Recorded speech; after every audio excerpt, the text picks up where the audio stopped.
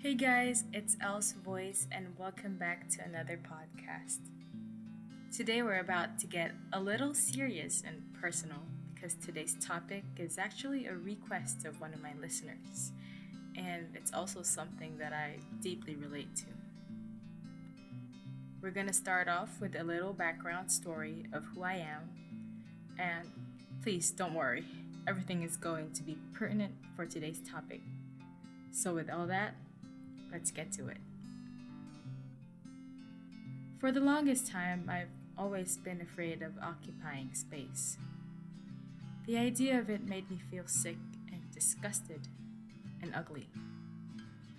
Growing up, I've always been labeled as the fat kid. I've been bullied for my weight. I've been called names, and I've been said many things by elderlies, such as, "Alam mo, pag pumayat ka, ang ganda-ganda mo. Yung anak mo napabayaan sa kusina, no? Bata ba yan o baboy?" As a kid, some of those statements never really affected or bothered me, until it was just all that I continued to hear growing up. And throughout the years, it eventually took a toll on me. I was 14 when I developed BDD, or Body Dysmorphic Disorder. Basically, BDD is a condition where a person spends a lot of time worrying about the flaws in their appearance.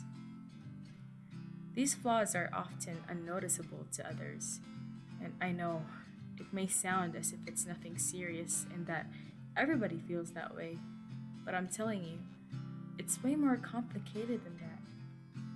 It's obsessing on this belief that you have a defect in your appearance and it makes you ugly or deformed. So whenever I look at myself in the mirror, I see a different figure. Sometimes when I stare at myself for too long, I feel like every inch of my body expands and just gets bigger and uglier. I was always obsessing about how huge my thighs are, how fat my arms were, how ugly my stomach protruded, and I hated it. I even hated my hands for looking too big and manly.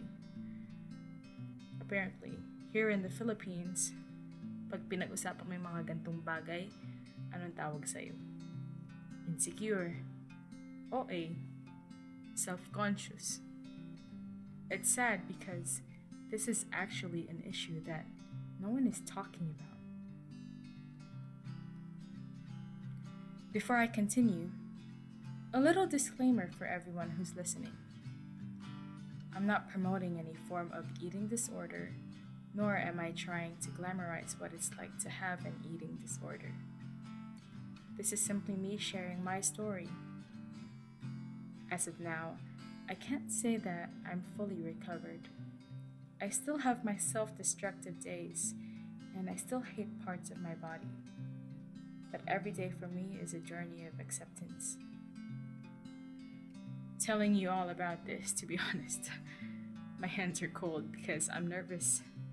It's been so long since the last time I talked about this, and I'm doing this because I feel like when I hear myself 3 or 5 years from now, it's something that I'll be proud of. So on my 10th grade, that's when everything went down for me. I came to a point where I restricted my food intake. I would skip meals.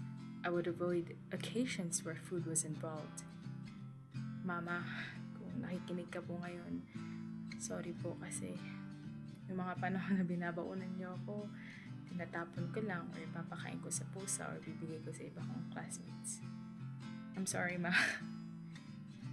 I remember this time, nung year-end namin sa school, umalis ako agad sa room kasi sobrang daming pagkain and I didn't want to be anywhere near food because then I know na matatempt ako lumamon.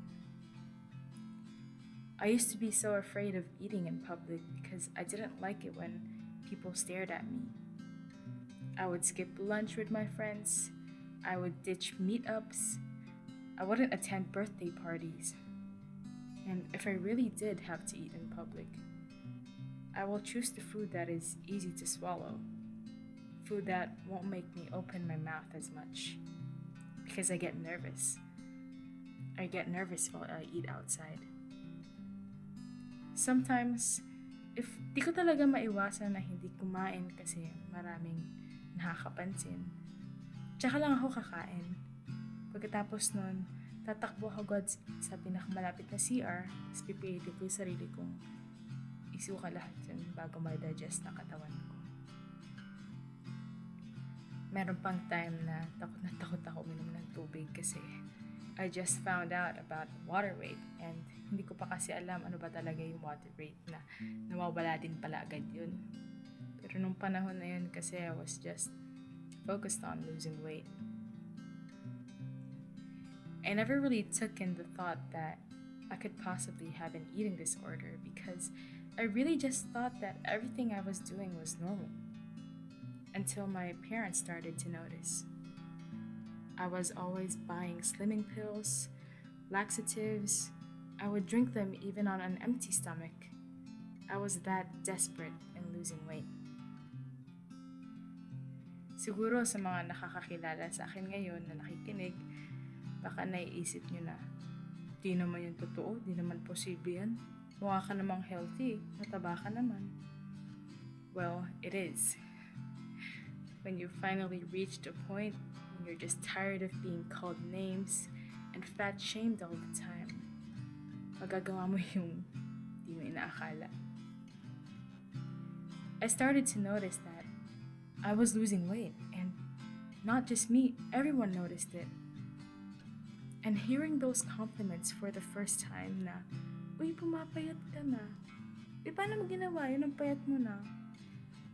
It fueled me to the extremes. I got addicted to the compliments and praises, so every day, I kept track of my weight. And slowly, the number started to decrease. Nagkakasya na ako sa mga dati kong damit. Nakakabili na ako ng mga small sizes of clothing. And to be honest, I was happy. But still, I didn't feel good mentally and physically kasi madali na rin ako kapitan ng sakit ng time na to. Every day was just another day to be paranoid, and I still hated the way I look. If I really had to eat, I would feel extremely guilty and just hate myself for eating. My parents then called the school and talked to my teachers to keep an eye on me. I was called several times to the guidance office and be offered to visit clinics to get a proper diagnosis. Time na to, naiinis ako kasi parang tingin nila sa akin may sakit ako, parang may problema sa akin. Kaya dinideny ko ng gusto kasi unang-una, taba ako para naman magkaroon ng eating disorder. There was also this one time where my professor came to talk to me and he said, "Ba't di ka kumakain? Di ka sasama sa iba mong classmates? Nagpapasexy ka, no? Kanino ka ba nagpapasexy?" Hearing those words, I was deeply offended. I just wanted to lose weight because I had this mindset before that if I lost weight, boys will finally like me. I know, ang cringy, diba? Pathetic. Kasi nakarely yung self-validation ko sa mga lalaki na magugustuhan nila ako or just being liked in general. Pero you can't really blame my 15-year-old self for thinking that way. Especially when you've been called fat your whole life. You just want the name calling to stop, so you do everything you can to be the opposite of what they're calling you. 2016, I found out I had EDNOS, EDNOS, an eating disorder that displays some of the characteristics of other disorders, such as anorexia, bulimia, and binge eating.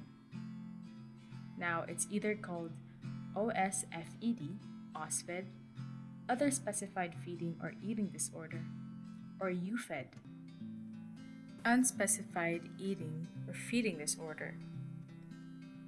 When I found out, I was in deep denial.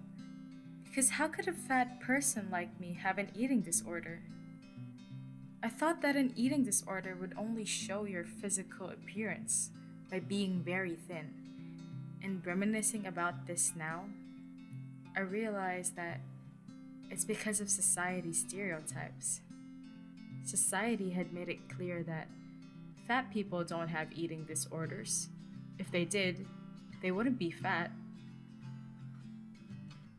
Parang masasabi mo lang kapag may eating disorder yung tao kapag payat. It's focused too much on the outside appearance. What about the inner part? The mental stability of that person? I think there's a lot of stigma around eating disorders, so people really don't share their experiences that often. Just because you don't see it doesn't mean they're not struggling. Just because they don't look the part doesn't mean they don't have it. Kind of like in other mental illnesses, like depression. You don't have to look sad and gloomy all the time para lang masabi mo na may depression yung tao. These are all invisible illnesses that some of us are just afraid of talking about or just trying to not show to everyone. Lucky for me, I was able to get help and have a wonderful support system from my friends, namely Ariel. Hi Ariel. Sana nakikinig ka ngayon. She's been there since day one, and she's been there when I found out about my eating disorder. 4 years have passed, and I learned that I was just big-boned. Can you believe that? Ngayon naiintindihan ko na kung bakit sa sobrang tagal na panahon na pinipilit ko magpapayat ng husto na maabot yung weight na gusto ko, hindi ko magawa-gawa. Because of my bone density. Now, I'm still a work in progress, with the help that I still continue to get, and with the perspective of the world changing. All shapes and sizes of body types were celebrated. Body positivity became a thing. It served as an alternative to my self-loathing. It helped me somewhat appreciate my body and understand that all body types are beautiful in their own way. Of course, I did some research, and I found out that body positivity initially originated from the fat acceptance movement in the 60s. Body positivity aimed to give a voice to those in marginalized bodies, especially fat, black, queer, and disabled bodies. Later on, the term got confused with body confidence and self-love.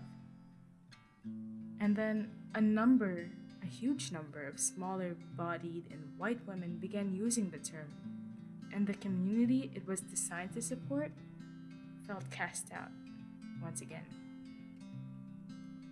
For those with chronic health conditions, eating disorders, body dysmorphia, or disabilities, the idea of loving their body is difficult, and I strongly relate to that. I read in Happyful magazine by a writer named Becky Wright.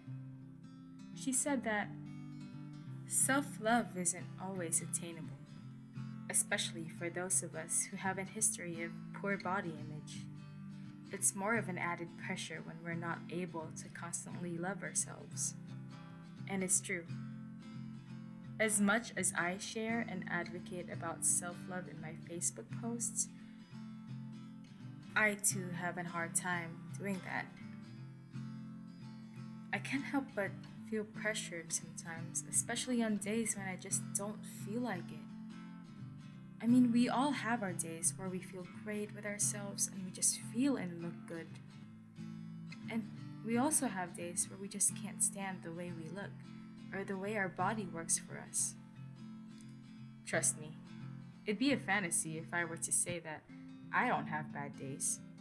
No, everyone has that. Some even struggle a lot more than the rest of us. Now this is where body neutrality steps in.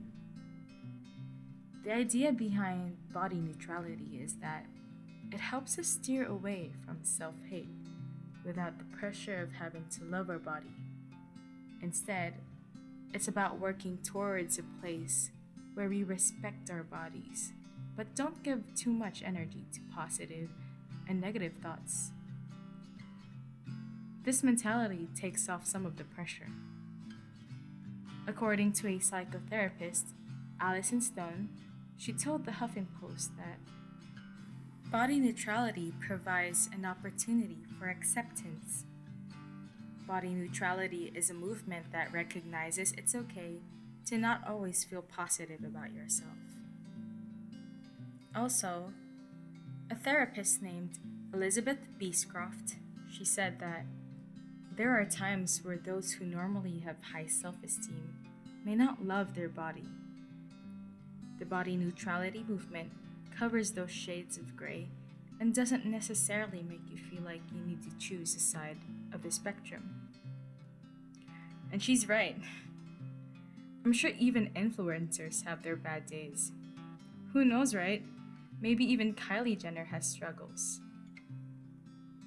I found comfort with this movement because it helped me understand the value of not just myself, but of my body as well. Instead of focusing on the negative things about my body, it has helped me steer my focus on how strong my body is and how much it works for me every day. Your weight will fluctuate, but your value will not. Society has made us neglect the value of our bodies because everyone is so focused on looking good. What about feeling good? What about being at peace with yourself? If you ask me now if I love my body, I would say that I respect my body. And I'm sorry for all the things I've put my body through for all those years. I'm still learning to love days when I have my cheat days. And yeah, I like how it is, but I can't fully say that I love it. And that's fine. It's okay. And it is exactly what body neutrality is. For those who are struggling with accepting themselves, tune in and look into body neutrality, and I hope it helps you the way it has helped me. With that, thank you to everyone who is listening and who's continuing to support me. Also, special mention and thanks to 𝙗𝙙𝙙𝙞𝙚 for the topic request. If you guys want me to talk about a certain topic, you guys can DM me on my social media accounts, which will be posted in the links below. That's it for today's podcast. Once again, thank you so much for listening. This is Elle's voice, signing off. Bye!